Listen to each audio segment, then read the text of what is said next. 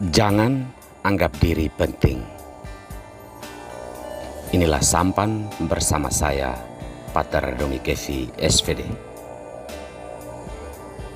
Bapak, Ibu, saudari-saudaraku yang terkasih dimanapun Anda berada saat ini. Sampan kembali menyapa Anda sekalian. Semoga selalu dalam keadaan sehat, dilindungi, dan diberkati Tuhan. Saudara-saudariku terkasih, menganggap diri penting atau menganggap diri pandai, hemat saya adalah sebuah kebodohan.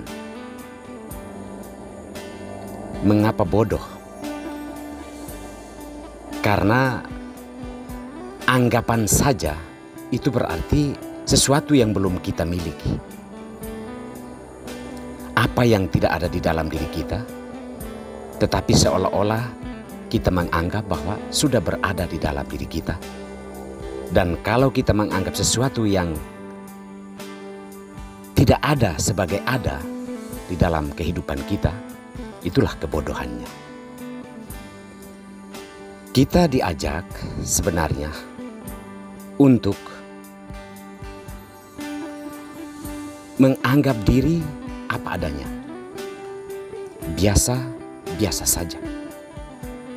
Karena keinginan untuk menempatkan diri lebih penting dari orang lain, atau menganggap diri lebih pandai dari orang lain, tidak ada artinya apa-apa jika tidak tahu apa arti penting dan apa arti sebuah kepandaian. Saudara-saudariku terkasih, sabda Tuhan pada hari ini tegasnya mengajak kita untuk merefleksikan siapa diri kita,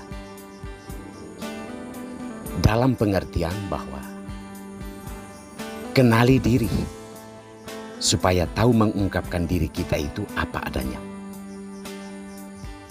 Supaya kita tidak mengungkapkan apa yang tidak kita miliki di dalam kehidupan kita, atau mengklaim bahwa kita lebih daripada orang lain.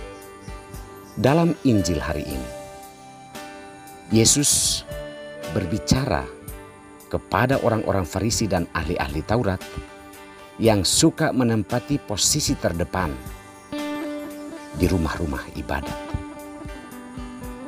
Yesus mengkritisi hal ini karena motivasinya tidak benar. Mereka menganggap bahwa duduk di depan itu adalah sebuah kesucian, atau berada di atas itu artinya kita punya kuasa yang besar dan memiliki status sosial yang cukup tinggi. Yesus mengajak mereka untuk menyadari bahwa perlulah kita tahu menempatkan diri dalam hidup. Kata orang, kita perlu belajar dari ilmu padi. Makin tua, makin merunduk. Makin kuning, makin merunduk. Semakin ada isi, entah itu isinya pengetahuan, kesalehan dan kesucian, orang seharusnya menganggap dirinya bukan siapa-siapa. Bukan menonjol-nonjolkan diri, apalagi membahasakan orang lain tidak memiliki apa-apa. Itu sebuah kecelakaan besar dalam akhlak manusia. Yesus mengajak orang Farisi dan ahli Taurat dan kita yang hidup di zaman ini supaya pandai-pandailah menempatkan diri kita. Pandai-pandailah membawa diri kita memiliki kerendahan hati dan menyiapkan tempat yang penting bagi orang lain. Tempat yang membahagiakan bagi orang lain. Bukan merampas tempat penting, merampas kebahagiaan orang lain. Untuk apa tujuannya?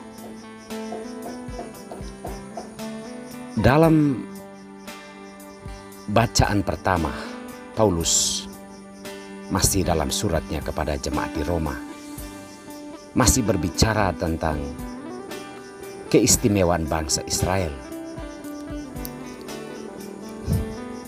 Bangsa ini kurang menyadari bahwa Allah menempatkan dalam posisi demikian agar Injil semakin dikenal, warta firman Allah semakin dikenal oleh seluruh bangsa, agar bangsa yang lain pun diselamatkan.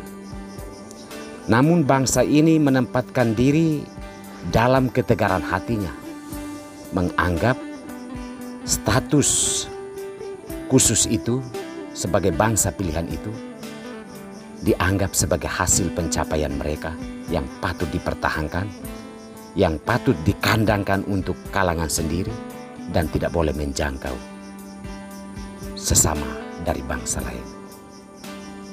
Oleh karena itu Paulus mengajak orang-orang di Roma dan umat beriman agar jangan menganggap diri pandai, jangan menganggap diri penting, jangan menganggap diri memiliki segala-galanya, lalu merendahkan sesama kita. Saudara-saudariku yang terkasih, kita hidup dalam dunia di mana pencarian dan penegasan akan status sosial semakin membuat orang mabuk kepayang. Orang bisa mempertaruhkan apapun untuk mendapatkan tempat penting, status terhormat. Tetapi sayangnya bahwa orang tidak mengerti apa yang dia kejar itu untuk apa. Orang tidak mengerti status sosial yang tinggi itu untuk apa. Status penting dalam hidup itu untuk apa.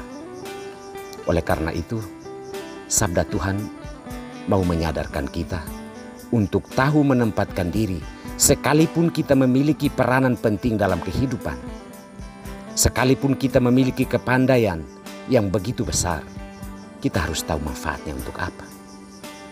Kalau bukan untuk pengabdian dan pelayanan, kalau bukan untuk membawa orang lain untuk mendapatkan penghargaan dalam kehidupan, mendapatkan kebahagiaannya, untuk apa kita kejar dan cari dengan mempertaruhkan banyak hal dalam hidup?